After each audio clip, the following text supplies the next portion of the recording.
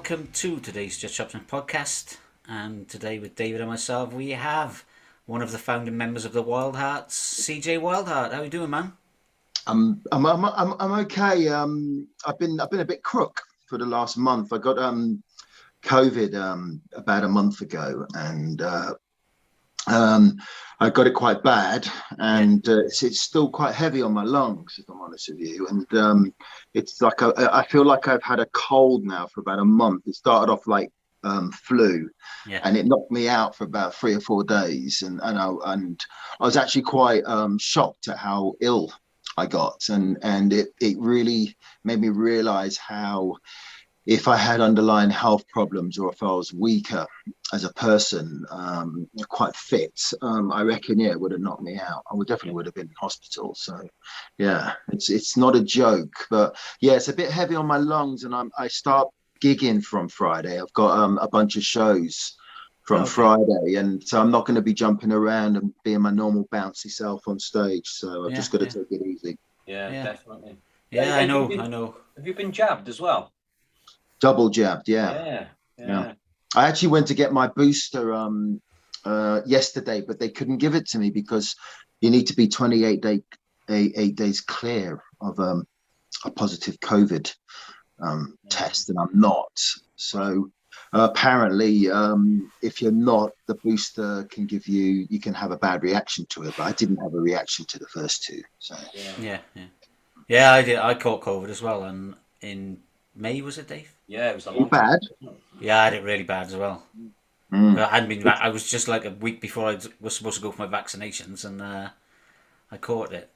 And I was rough. I mean, I don't get, like, if I get a cold, it's only for a day or so, and I'm just not that type of person. You know, some people permanently have colds and they're always catching them. I'm not. Richie, our drummer, he's always got a cold. You know, and but I'm not that type of person. So if I do get sick, I know I'm sick. And it's like me as well.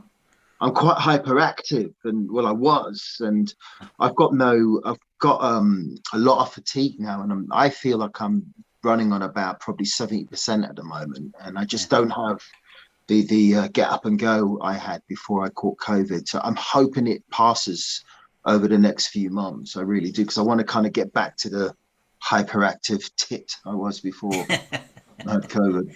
Yeah, I know the feeling. I got up to about 30%. I did after I had it. Yeah, I was running on about 30%, and I started having physio twice a week and stuff. You were a woman as well before, weren't you? I was a woman. Yeah, I might have been. Yeah. It did the same with me as well, man.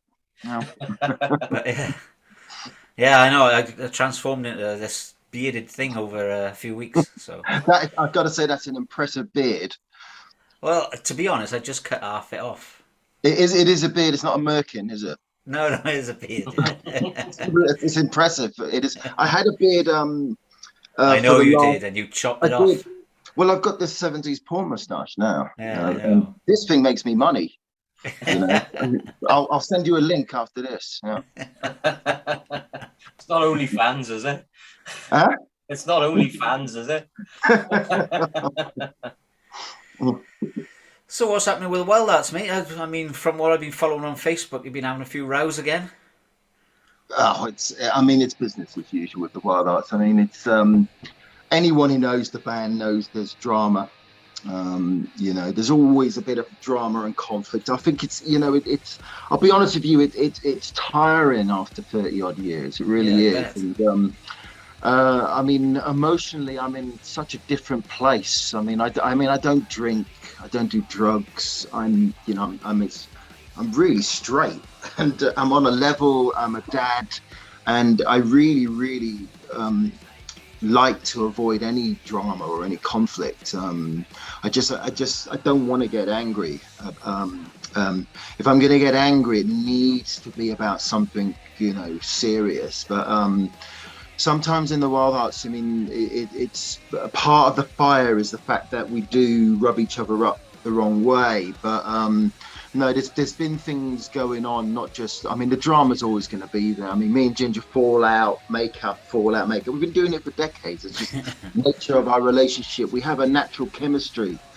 And when we sing and play guitar together, and that doesn't come from acting like we're in the fucking Osmonds, Yeah. There's a reason why we have so much fire on stage, and we're quite fiery people. But I see my life now as playing the B-side, and I don't want to be what I was, 10 years ago or 20 years ago. I definitely don't want to be that person. And, I see myself now as a father first, and then as a partner to my girlfriend, and as a loving son. And being a musician is way at the bottom of the list of things I see myself. The Wild Arts is a huge chunk of my life, but, it's also my job. And it's not a lifestyle anymore for me. I don't go on tour now to get fucked up and party. I go on tour. The only thing I want to do is play a show, and then that's it. There's nothing else. And I miss the guys sometimes, but I don't miss being in a room full of hairy blokes. All fucking stinking and sweating. It's not what I wake up in the morning going, oh, I want to be in a room full of sweaty, hairy guys. Yeah. That doesn't make me hard. It might make some men hard, but not me. Yeah. But it's business as usual. There's drama, and there's things afoot. We're playing this week, so we always eventually make it back on stage. So yeah. Well, it's been a long time coming, I guess. I mean, you sort of like took a hiatus for a few years as well. We did. I gave up music in 2010 for a couple of years and got a proper job. Okay. Yeah, I should have kept it. I was earning more money. I was. What were you doing? I was a cleaner. I was. When people get whacked and they need someone to come and clean. Yeah. That was me. Okay. I could tell you some stories. People talk about writing a book, and it's like just write another book, another band book, and they're all the same. You started off mates, you got a lot of money, did a lot of drugs, slept with a lot of women, fell out. Some of you stopped doing drugs, some of you carried on doing drugs. They're all the same, those band stories. I got a story about the 2 years I spent in London running cleaning crews. I've got some really interesting stories. Yeah, very Tarantino-esque. Yeah, really?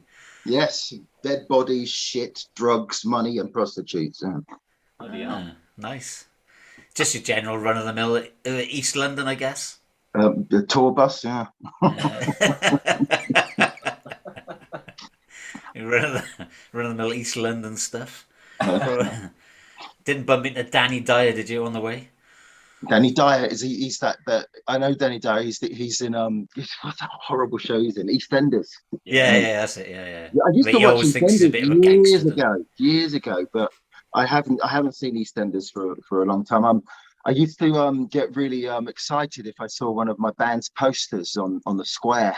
You'd hear the band on the radio in Caffey's Caff or something like. It's like this is a long time ago, but it was always a sign you were doing well if you saw your poster or heard yourself on the EastEnders. Yeah.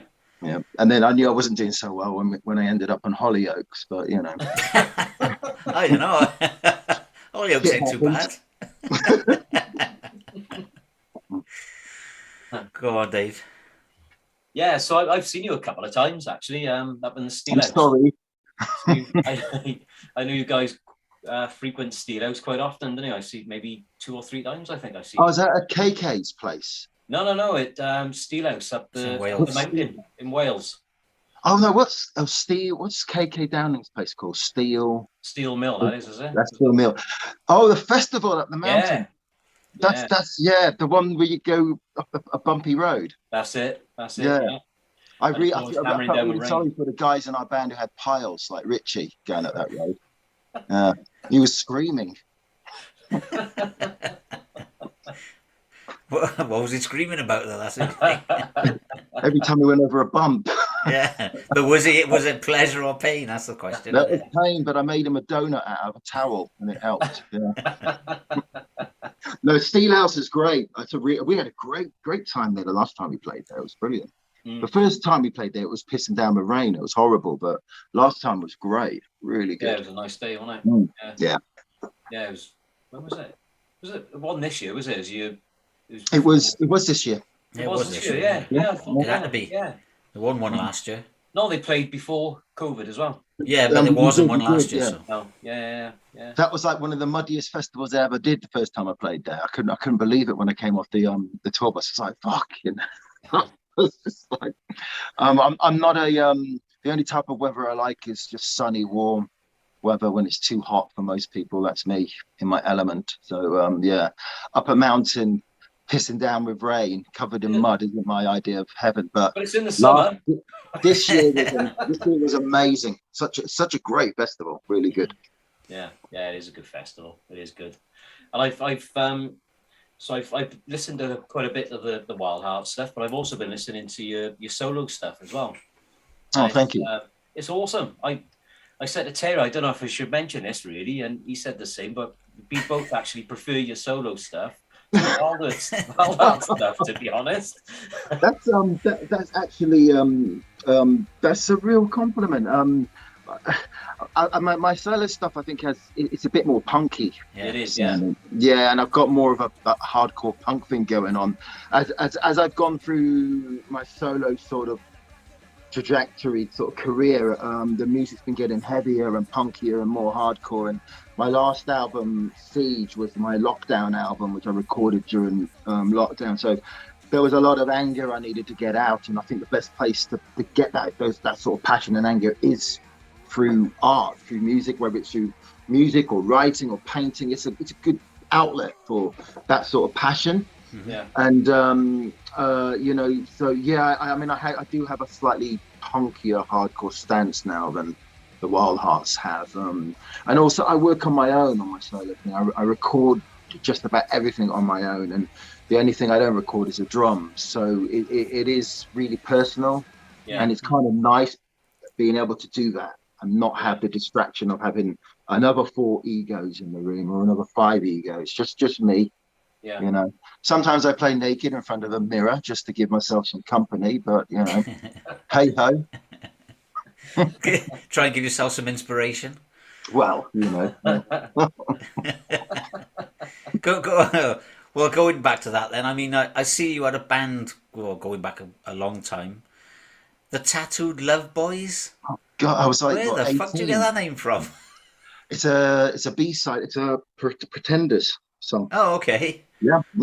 That was God, I was 18 or 17 then. So, I mean, that's like 80, 87, 88. Well, I turned 54 on the 27th of this month. So it was a long time ago. It's when I first moved to London, and I lived in the West End.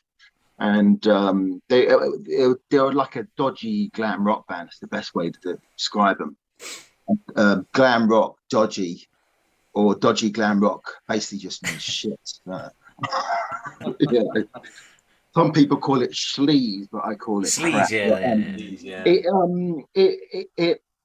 That band was a stepping stone. So if I wasn't in that band, I'll always be forever grateful to those guys. And I'm still very good friends with the bass player. And I occasionally see the singer around. Don't know where the drummer is. But if I wasn't in that band, I wouldn't have made it to London. You know, I had a record deal when I was 18 because of that band. And, you know, I met Ginger through that band. Fuck that band. Fuck. They're the reason I'm poor. Shit. But there were good days. I was 18 and, you know, there were good days. Really good days. Yeah, I mean, a lot of your stuff is like really, well, you can see there's a lot of drug influence. I mean, Honey Crack and the Jellies, and if you go through all your songs and stuff, you know. Yeah, I think you're hard pushed to find any rock or punk rock musician, unless they're straight edge, who haven't been knee deep in, you know, the kind of drug world. And you know, as much as I'm stone cold sober now, and I have to be honest, not drinking and not doing drugs, my life is, although I don't much money as I used to earn. My life is in a much better place. Mm-hmm. And I'm just, I have a beautiful 7-year-old son. I have a lovely partner. I get on great with my ex, and we co-parent. And I have, my parents are very ill now. They're both in homes, but they led, they had great lives, and they gave me and my brother a great upbringing. And when I came back down to earth, when I became straight and I stopped doing drugs and stopped drinking to excess, it made me realize how lucky I am to have. I don't have a huge family, but the family I have and the few friends I have are so loyal and so loving. And sometimes you just got to wake up. It's better late than never. But I seem to be surrounded by people my age, older, some of them, a bit younger, but they're still knee deep in that kind of rock and roll lifestyle. Okay. And I kind of see it's, through them, I see I've done the right thing by going down a road, which is, me not drinking and not doing drugs, but it's made my life better. But it's quite sad sometimes seeing people who are destroying their lives still. I think there's a problem with musicians and especially artists. They can't do anything in half measures. It's all or nothing. They say they're dabbling, but when musicians or artists dabble, it's not like a couple of lines or something like that. It isn't like that. Yeah. We don't dabble. I never dabbled. Yeah. I fucking dived head first. But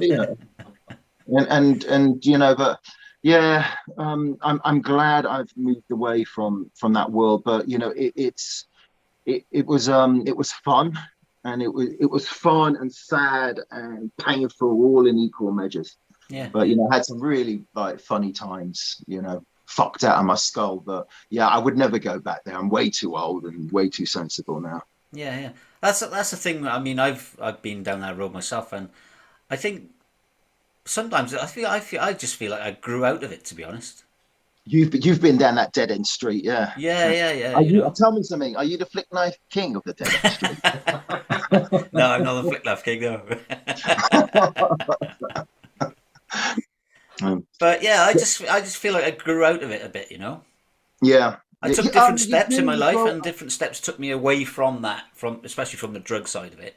Yeah, I think it is. I tell people I've grown up now. Yeah. I've grown up. I don't want to be the person I was back then. And drugs twisted me as well. I don't think they made me into a very nice person. And I feel like I'm a much nicer person now. And it's especially alcohol as well. It doesn't make it really twists people and twists their judgment and their behavior. And I just there's nothing. I don't preach. I don't care if you want to have a drink. I don't care. I don't like people doing like coke and shit around me. I won't ask them to stop. I'll just leave the room and get an axe and come back in and chop them up. But no, I don't preach anything. So if you want to go and kill yourself, there you go. But it is what it is, I suppose. Yeah. I don't really. Well, I don't fucking care what people do, to be honest. You can't. I think if you've smoked, if you've drunk, if you've done drugs and stuff like that, if you have a problem with people doing it around you, then you take yourself out of that situation. Yeah. And so if like on the tour bus, if people want to party, I spend a lot of time in my bunk reading and watching movies because I don't want to be in a room full of people pissed or high and because I'm not, and it's odd. Yeah, it is. Yeah. To be honest with you, unless you're in their zone and at their level, it's a bit boring. I know. It's like, what the fuck is this?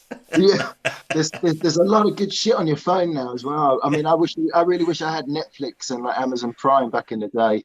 Yeah. Well, you probably wish you had a phone back in the day, to be honest. It would have saved me a few marriages, that's for sure. And I see you. I always see you pumping out your devil spit on the old Instagram. How's that going?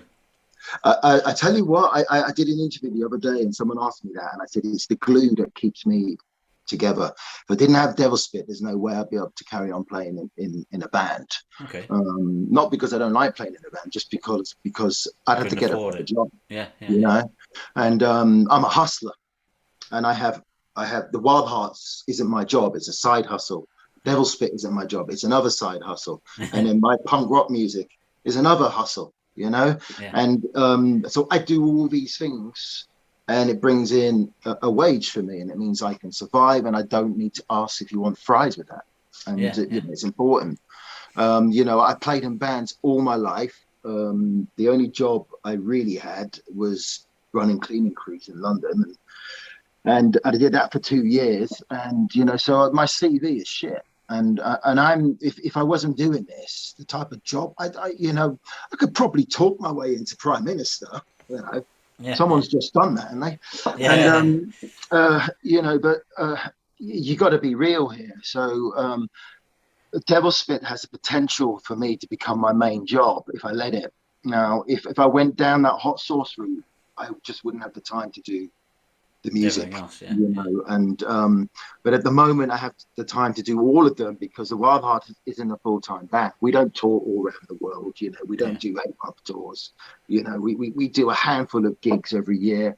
I haven't done any solo gigs since 2017, but I carry on releasing albums. And then my Source, I open my shop twice a year for 10 days at a pop, you know. But and I literally work on my Source about 6 weeks a year, but it brings me in as much dough as the music. And so how did you get into making a sauce then?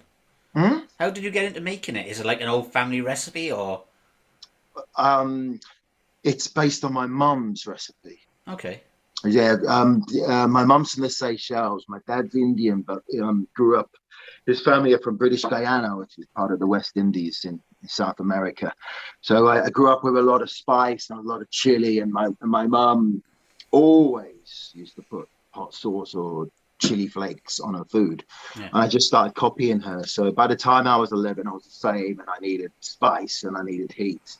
And then about 8-9 years ago, I had an album called Mabel come out, and I had a chance to make a chili sauce to go along with this album. And I hooked up with a local company, and they said, just come into the kitchens and we'll work on your recipe. So I took them some of my mum's sauce, and I said, this is basically what I want. And we worked. And so I have about 8 or 9 sauces, but they're all offshoots from my mum's original sauce. And it's I don't really want to do the Levi Roots thing, but you know, if I had to survive, I had to pick one. I'll start talking with a West Indian accent. You know what I mean? And you'd have to write a jingle. I'd stick some bloody dreads on my head as well. Wear a bit more bling. You know? Start saying ting and all that. That's it. Well, that's really interesting, isn't it? I mean, I always admire people who can come up with something like that, to be honest. You know, it's like Pataks they started Pataks in the fucking kitchen somewhere, you know. Right, yes, yeah. But I mean, the thing is, it's like, it's really en vogue now, the hot sauce thing, and it's great. It's got really, really popular. But my unique, like, selling point is you can't get hold of my sauce. It's impossible to get hold of because I only open the shop twice a year for 10 days a pop. So my shop closed it opened at the beginning of October, and it closed on the 15th or 16th of October. I've just finished sending out all the bottles from that sale, and it doesn't open again until April, and I'll only open for 2 weeks. So there's a bit of a legend around my sauce because you can never get hold of it, and it always sells out. But it's for me, it works because it means I'm not doing hot sauce all year round. It gives me the space to do the Wildhearts, and I'm working on my best of album at the moment, my best of solo album. Oh, okay. So that's what I mean. Different hustles. Yeah, it's good. Is that going to be like a combination? Sorry, go on. If you guys were younger, I'd be selling you on the streets. You know what I mean? I don't know if you could sell me, I might sell you first, to be honest. There's a market for that beard somewhere out there. You know? Trust me, I've seen people like you in movies. Well, I see you shaved your beard off, so you must have sold it to somebody else. that beard was like a pet to me, and when I grew it, because I'm mostly Indian, and so I come from like a Sikh background. Okay. So you can tell when I grew the beard, I go, oh, geez, you really look Indian. And I have an Indian name, and I am Indian. My dad's Indian. Most of my family are Indian, but it's people treated me differently when I had that full beard. They kind of everyone said it made me look really distinguished, but the way people treated me, it was quite weird. And then I shaved it all off, and I looked like 2 weeks younger. But Well. it's just odd when facial hair just depending on the type of facial hair. Now people say I look like either a 70s porn star or Cheech from the Cheech and Chong movies. Oh yeah. Or I look like a taxi driver from New York in the 70s. So How did they treat you differently then when you had your beard? when I had the kind of the Sikh sort of Indian sort of Punjabi policeman beard, I just got treated like with just generally out on the streets with more respect. Oh, okay. Yeah, well, like when I walked into Sainsbury's, people were throwing rose petals at my feet. No, I just got it. Just people. I think they thought I was more of a gentleman. All right. Okay. Not a 70s porn star. Yeah, because I saw some posts on your Instagram about you suffering from some racism and stuff. Oh, that's just online stuff. Okay. You know what? Since I've addressed it, it's I haven't had another message, but this is stuff that's been going on for years, and it depends. It kind of got bad during lockdown and stuff, and it depends when I'm posting, but it's just your norm. It's a bit 70s, if anything. A bit 70s, 80s. F off back to your own country and stuff like that. That's what I saw, yeah. And it's actually been getting quite bad. It has been getting bad, and people are aware of this, and you need to look at our political climate, and the whole Brexit thing and the whole thing with refugees and stuff, and it's really divided the country, and there's chatter you see it online, and it reminds me of the 70s and the 80s. It reminds me of a bygone era, and I have a song on one of my albums called 50% Indian, and it was about when I first came to Britain and came across skinheads for the first time, and there's a line in there, it's like, I don't smell of curry. Okay. And, I've always it's really weird because people used to say that to me, you don't smell a curry, and it's like, well, why are you expecting me to smell a curry? Just because I'm not white, and it's just it's really odd, and that kind of that's racist to me. You don't smell a curry. Yeah, they say it too personally. And it's just like, well, why you don't smell of salt and vinegar, mate. Fuck off. But it's that underlying racism. It's kind of creeping back in. You're all right, but those ones on the boat aren't. You see it. You got to be blind and deaf not to see that kind of. There's a little undercurrent going on, and I'm a citizen of planet Earth, and I think everyone's nice.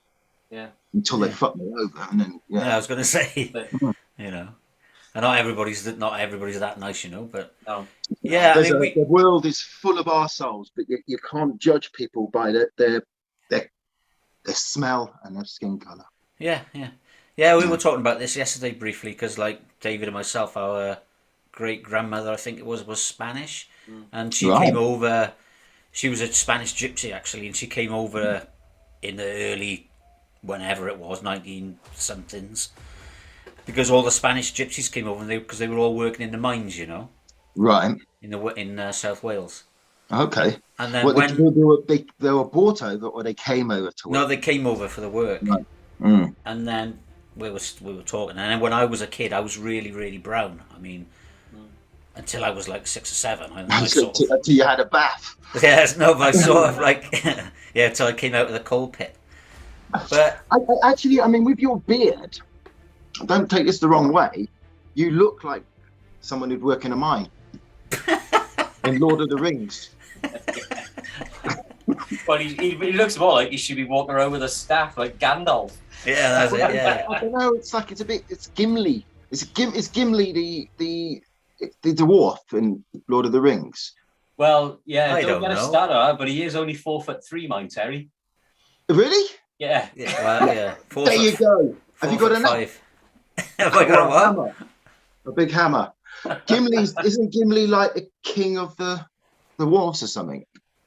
I don't fucking know. I have never watched ever Lord watched of the Lord of Rings. the Rings. I've never seen it either. You know what? Right. You know, it's funny enough. You talk about when Lord of the Rings first came out. I was still knee deep in doing drugs, and I remember I went with my mate and we did a rackload of coke before we went into the cinema, and it was one of the most boring movies. I bet it was. It's about 4 hours long, isn't it?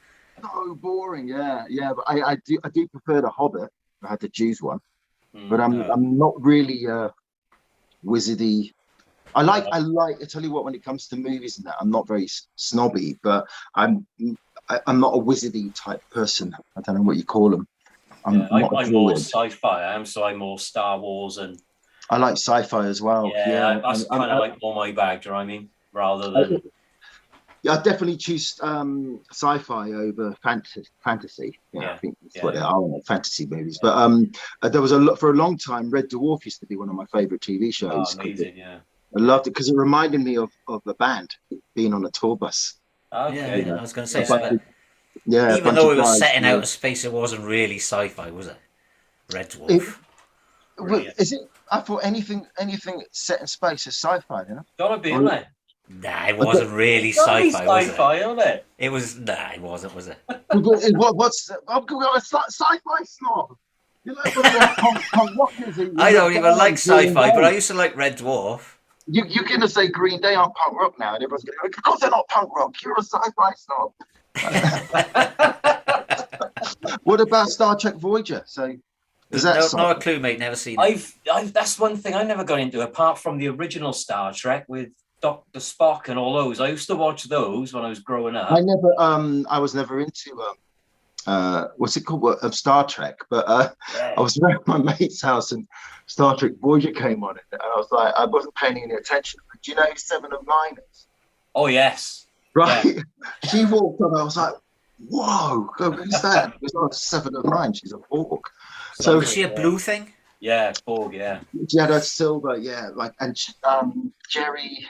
Can't remember Jerry Ryan. I think the actress was, but so my then girlfriend, she came in and she goes, "What are you watching?" I went, "Oh, Star Trek Voyager." She goes, "You're not into Star Trek?" I went, "Yeah, I've been into it all my life, yeah." And then she walks across the screen. I don't know what's going on with your sound. Your sound's breaking up on me. My sound's breaking up. Yeah. You went all like a robot then, and then it must be a sci-fi. You're talking about sci-fi. That's it. It must be a sci-fi moment. I'm a what do you call it? An android. Yeah, because you've got an album called Robot, haven't you? I have, yes. Yeah. It's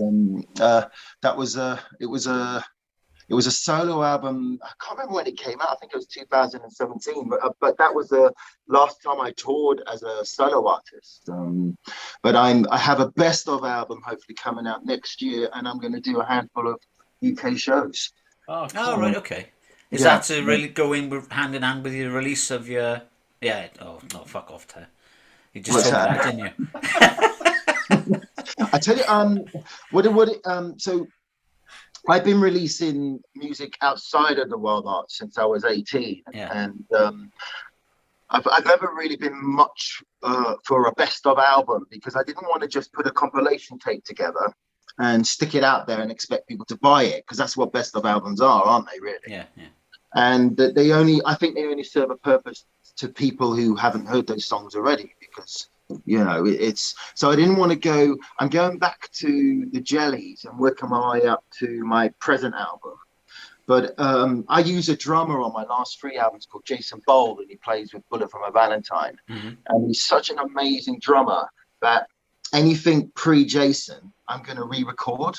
Okay. So I'm re-recording a couple of Honey Crack songs. There's a couple of Wildheart songs I'm re-recording, a couple of Jelly songs, and a bunch of solo songs I'm going to re-record, get Jason to play drums, and then I'm remixing 9 of the later songs as well. So it's actually going to be a new album, but a best of, if you see what I mean. And it's kind of, because I'm re-recording most of it, it's value for money, and I get to reimagine the songs and kind of bring them up to date as well.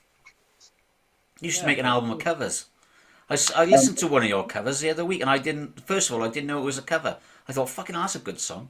I can't remember what song it was now. Yeah, it's normally what happens when you record covers. Everyone goes, God, it's a brilliant song. When did you write that? Yeah. I don't want to do a covers album. I'm kind of covering myself with the best. Yeah. You know, and I think after making music for 34 years, I think I've earned the right to have a best of album. I've made 100 albums. So, yeah, I think so. Yeah, Take That released the best of for the second album, I think, didn't they? Hey, Cockney Rejects released their first album as a best of. Really? Yeah, I think they did. Actually, they called it the best of. Yeah. Volume 1.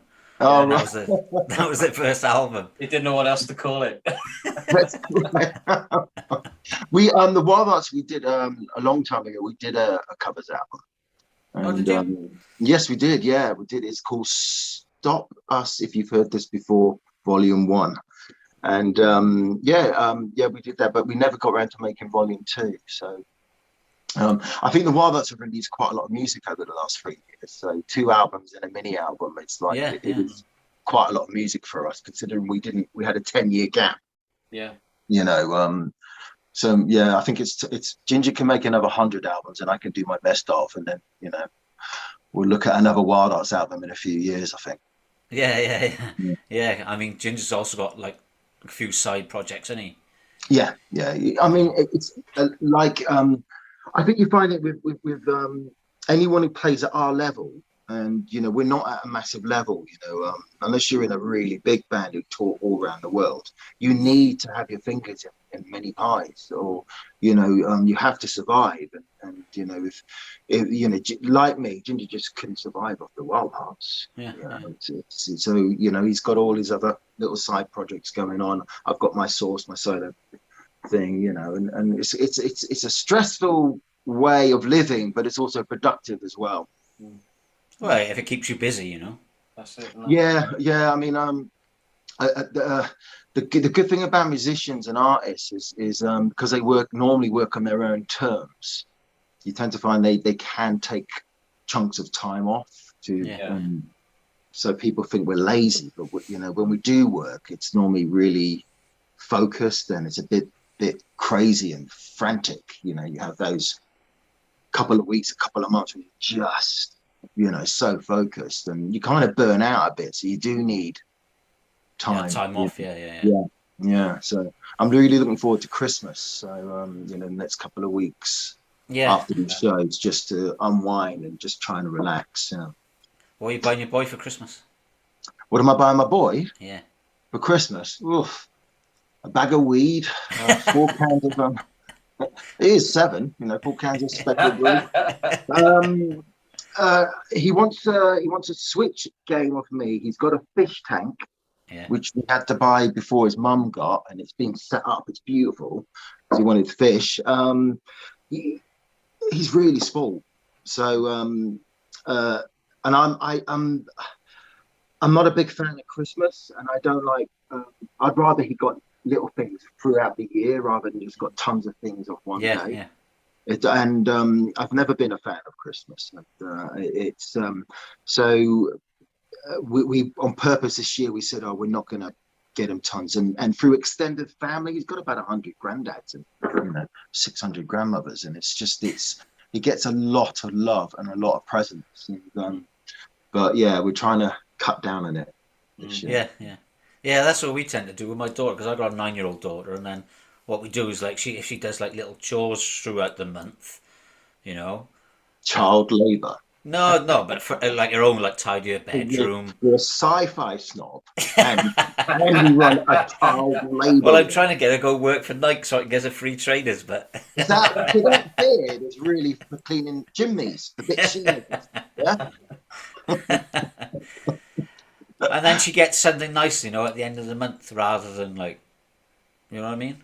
Yeah, I mean, We're trying to teach her the value of money. That's all, really. I mean, Josh is like 7, and I'm trying to get him to do things now to earn pocket money. Yeah, that's it. Yeah, it's the same as we do. Yeah. Yeah, and it's like I think he was a bit too young before, but he kind of understands that you got to work to earn money. Yeah. And he sees me. Mind you, he's always telling me to leave the Wild Arts because I'm not rich enough to join the gym he's a member of. His mum and stepdad earn more money than me, and they're in a really posh gym. And when I take Josh there for his swimming lessons and stuff, I'm not allowed to use the facilities, and I have a special like pass that lets me into the gym. Oh, really? Yeah, and all Josh wants me to do is earn enough money so I can join the gym. Oh God. No, enough money from the band. He goes, well, leave the band. Join a better one. 7-year-olds, I tell you, the voice of truth and reading. Yeah. Well, you never know. Maybe your best of will take off. My best of will I don't what's the word? I don't take risks in anything I do. I can't take risks. My best of is like about four months of work for me. Okay. And I don't get paid for those 4 months until the album comes out. Now, if I knew I wasn't going to make any money off that album, there's no way I'm going to waste 4 months sitting down in my home studio making an album. You know what I mean? Yeah. So it's a calculated risk. I know how much I'm going to make as a minimum, and it's enough for me to want to sit down for 4 months on my own recording an album. But I'm at a stage in my life, and plus having a young son as well to provide for, that I can't waste a single minute, a single second of my day, on pipe dreams or things which aren't gonna bear fruit. And I'm 54 in a couple of weeks. I can't be messing around, pretending I'm going to take over the world and be in the next Motley Crue. Yeah. Well, you never know, but I don't want to be a Motley Crue. It's all right. No offense. I don't know. They're back on tour, aren't they? Are they back on tour? Are they? I don't know. Up, didn't they? I don't know. I don't think so. I'm not sure. I Yeah, know they Guns did. N' Roses They did, are doing another round, aren't they? Guns N' Roses? Are they still up Yeah. there? Yeah, they're doing another round again. Motley Crue did a farewell tour, didn't they? Yeah, but they've done about 4 of them, haven't they? Oh right, I have no idea. I don't really follow Crue, so Yeah. I was a fan of theirs for about 2 weeks in the 80s. When I was in the sleaze sort of. Oh yeah. At the same time, I was a fan of the Guns N' Roses as well. But I don't really I can do Vince Neil. Wow. That what's that thing? It's Not My Heart. Have you ever seen the videos that you're going around? And my pedal board has "What up" in it. That's what Vince Neil sings on. Oh right, okay. Yeah, but it's not really. If I had to choose a band to be in, for any like that's a really. You should ask if you could choose a band to be in. Which band would you be in? Which band would you like to be in? Oh, he's gone. I just answered. Which band would I like to be in? That's a really good question. That is. I don't know. That's got me stumped. Absolutely. Which band would you like to be in? I don't know. I never really thought about it, to be honest. It's a really hard one. That is. Which band would you like to be in? Yeah, because we have asked people, who would you like to have in your band? If you were building your ultimate band, who would you want in that band? Which drummer would you pick? And that's a good one as well. It's really, it put someone in the spot when you said, because also when I was younger, I probably would have answered that question straight away. But being in my 50s now, it's a bit of a a strange one. I'm jaded. I've seen what the music business is like. I've met musicians and musicians, and they're horrible. You know, it's just I'd rather just be rich and sat in my jacuzzi, Yeah. smoking cigars and drinking vodka, surrounded by Russian prostitutes. Yeah, Wouldn't we all? I tell you what, with that and your cleaner job, you keep reminding me of John Wick. When you said you were cleaning that, John, haven't you seen John Wick? The Keanu Reeves movie where he's an assassin. Yeah, and he had cleaners that you would give a couple of gold coins to, and they would dispose of bodies and lots of Russian prostitutes and stuff. I used to. One of my customers used to have ladies of the night used to come round and party over the weekend while his wife and children were away, and then he needed, you know, a discreet cleaning company to come in and, you know, dispose of the evidence. And then, you know, the wife and the kids would come and he'd be there reading his paper, eating his cornflakes. Did you have a good weekend, darling? Yeah, bit of golf, you know. Mainly watch Antiques Roadshow reruns. Yeah. And he's been like on coke all weekend with like prostitutes. Yeah. Stuff like that, you know. It's just little things. It's the little details which a normal cleaner would probably miss. Yeah. You know, like a dildo or, you know, used condom. Yeah. God, that candle wouldn't light. Been trying to light it for hours. It smells of rubber and shit. Don't know what's happened to your credit card, but the ends are all fraying. Yeah. That talcum powder's a bit lively, isn't it? My arse is numb. So my missus is trying to get hold of me. So I'm going to have to rudely say I've got to fuck off. Yeah, no problem. Have you got enough? Because I do talk a lot. So. Yeah. You didn't say much, but yeah. Well, I'm sorry I took the piss so much. That's all right, mate. I'm used to it. I get it off my missus every day.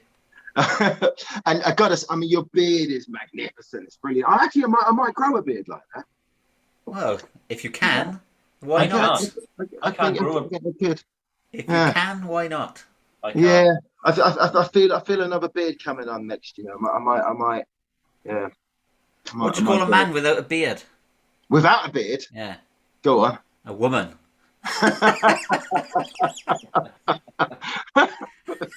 Right. Okay. I'm going to grow a beard, definitely. Yeah. You're affecting my whole makeup now. Oh. So anyway, guys, thank you very much. All right. Thanks for joining us, mate. CJ. Oh no, it's a Pac-Man. I thought I saw Zippy behind you. Yeah, I'm a sad gamer as well, unfortunately. Yeah, I'm a gamer as well. Yeah, cool. Yeah, I don't have enough time to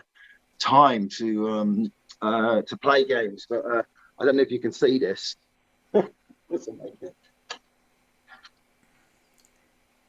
Oh, cool. What fucking hell's that? It's my gaming PC. Oh, okay. Starting up. Yeah. Doesn't look anything like mine. I make PCs. As a hobby. Do you? Yeah. Oh, another hustle. It's I actually went to school to learn how to build PCs. Yeah. Oh, all right. Okay. But I've never made money from it. No. You don't know how to build an app, do you? I'm trying to build an app. I am. I know how to build PCs, and I've my last five PCs I've built myself and saved myself thousands of pounds. Yeah, so. yeah. I record on them, so it's just it's another thing. Well, get me on a game next year once my best of is out, and I'll tell you about when I was in the army and I went to war. Yeah, all right. Yeah, and you might have a decent beard, Billy. Yeah, I will. Yeah, definitely. You wait and see. All right, guys, take care. Right? Yeah. All right, cheers, man. Have a good one. Thank Brilliant. you. Cheers. See you soon. Peace. Sorry for talking so much. Bye. That's all right.